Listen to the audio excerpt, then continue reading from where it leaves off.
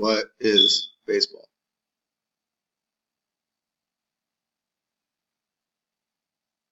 Baseball is a president tossing out the first ball of the season. A pudgy schoolboy playing catch with his dad on a Mississippi farm. A tall, thin old man waving the scorecard in the corner of the dugout. That's baseball. So is a big fat guy with a bobbled nose running home on one of his 714 home runs. There's a man-mobile who remembers as Honus Wagner hit a triple in Pittsburgh 46 years ago. That's baseball. So is a scout reporting that a 16-year-old Sandlot pitcher in Cheyenne is a coming Walter Johnson.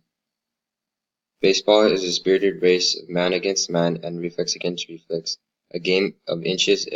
Every scale is measured, every heroic, every failing, seeing and cheering or booing. Then comes the statistics. In baseball, the democracy is clearest. The only race that matters is to the bag. The creed is the rulebook. Color nearly something to distinguish one team's uniform from another. Baseball is a rookie. His experience is no bigger than the lump in his throat as he begins the fulfillment of his dreams. It's a veteran to a tired old man, 35, hoping those aching muscles can put him through another sweltering August and September. Baseball, just a game. As simple as a ball and a bat, and yet as complex as the American spirit symbolizes.